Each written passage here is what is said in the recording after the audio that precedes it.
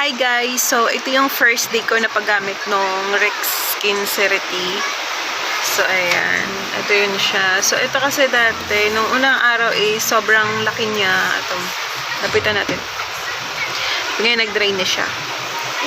Pero wala pa akong pagbabalat. Pero may sting effect na akong nararamdaman. Hi guys! So, this is our third day ng paggamit. So, nagbabalat na ako. Pero, ano pa lang siya, micro. So, maliliit pa lang. Ang hapdi na niya. So, bigyan ko ulit kayo ng update. Hi guys! So, ito, pang 5 days na natin ngayon na So, ayan. So far, nagbabalat na ako. So, lalapitan ko. Ayan siya. Ayan.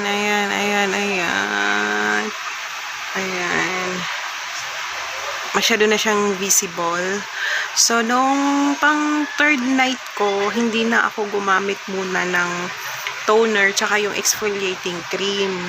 Nang hilamos lang ako kasi sobrang hapde that time. Tapos, nung pang fourth day, hindi muna ako naglagay ng toner. And then, nung moisturizing cream, parang pinagpahinga ko muna. Tapos, kanina lang ulit ako naglagay.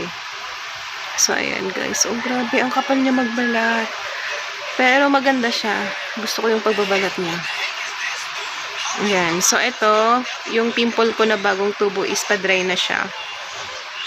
Ito, dry na to yung dalawa. Ayan. So, yan muna yung update natin for today. Hi guys! So, update lang tayo. So, this is my 6th day ng paggamit ng Clear Bomb. Ayan. So, nagbabalik pa rin ako. Ayan o. Papansin mo. Ayan. So, visible na yung pagbabalat niya. Kagabi hindi na ako nag-toner, hindi na rin ako naglagay ng exfoliating cream kasi ina-alternate ko siya, hindi ko siya inaraw-araw. Pero yung sa umaga, kailangan ko kasi maglagay ng moisturizing cream. So, yun. Pero, yung paggamit ko ng sunblock, nung toner is kinonti-konti ko lang kasi nga ang hapdi niya. Ayan. Tapitan natin.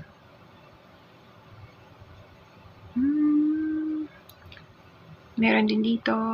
Ayan, sa noo. Ayan o. Kitang-kita na siya. So far, okay naman siya. Maganda yung pagbabalat niya.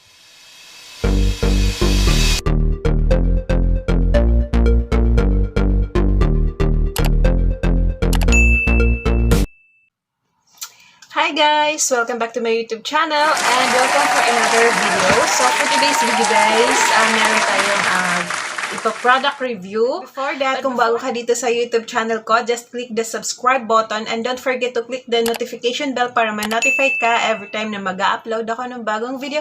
Gaya nito. Ayan. So if ready na kayo, then let's start. So yung i-review natin ngayon guys is yung, siguro familiar kayo sa brand na Rex Skin Cerity. So, ayan. So, meron silang bagong labas. So, ito yung Clear Bomb. So, for exfoliating or for rejuvenating set. So, ganun. So, ito siya. Ganito siya. Ito yung exfoliating cream. Ganito yung style niya. Ayan.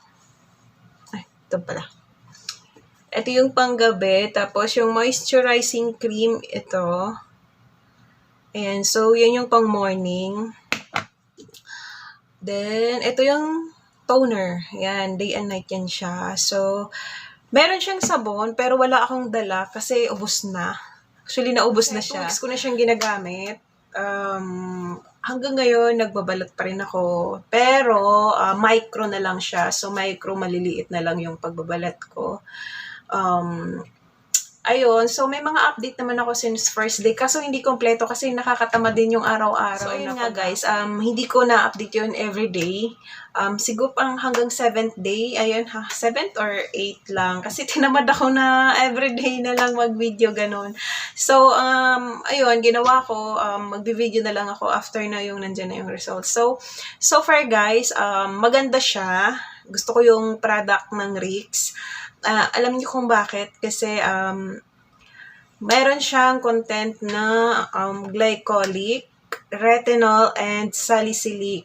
So, si glycolic kasi maganda siya na content dito sa product nila. Kasi si glycolic, pag halimbawa kasi meron kang mga bumps, like blackheads or whiteheads na maliliit, nilalabas niya kasi yon, which is normal. Yung iba yun yung gusto, yung nilalabas talaga. Si salicylic naman, once kasi na nalabas niya na yung yung mga bumps na yon, naging pimple siya, si salicylic, ang trabaho niya is i-dry up niya yung mga pimples na yon. So, and then, yung retinol naman, ang kagandahan niya, pag nagka-pimple kasi tayo, normal, nagkakaano tayo yung mga spots, mga dark spots. So, ang trabaho po ni retinol is, siya po yung nakakapag-lighten doon sa mga marks na yon, at same time po, magandang combination yung glycolic and retinol para doon sa pores. So, ayun po, ito.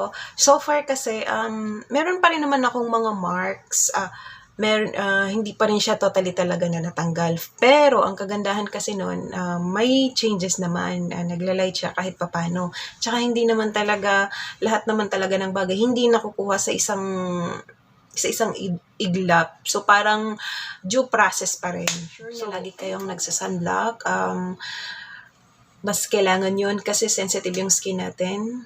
Siya nga pala guys, hindi ko sinama yung sa leeg ko kasi nagtry ako isang beses.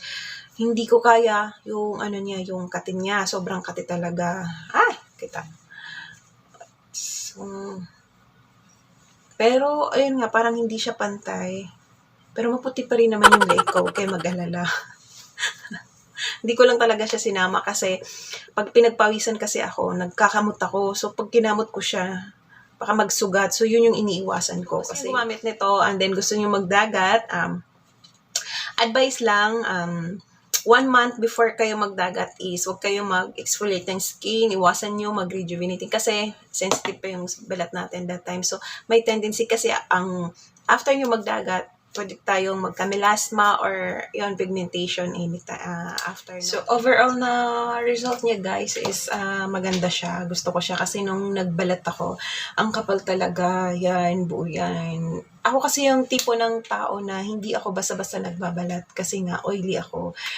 Yun, pag oily skin ka kasi medyo matagal yung pagbabalat. Pero yung sa akin, 3 days lang yata yun, nagbalat na ako. Then, disclaimer lang guys, hindi porket hiyang sa akin is hiyang na rin sa inyo.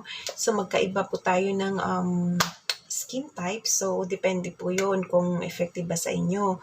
May mga ganun po kasi. Pero pag halimbawang nagka-pimple kayo habang gumagamit nito, normal po siya kasi nilalabas po talaga niya yung dumi, and then yung salicylic is yun yung magda-dry up doon sa mga pimples na lumabas. So, that's all for today's vlog. Sana nagustuhan nyo, and don't forget to subscribe and click the notification bell para ma-notify kayo every time na mag-upload ako ng bagong video, and see you on my next vlog. Bye-bye! Thank you!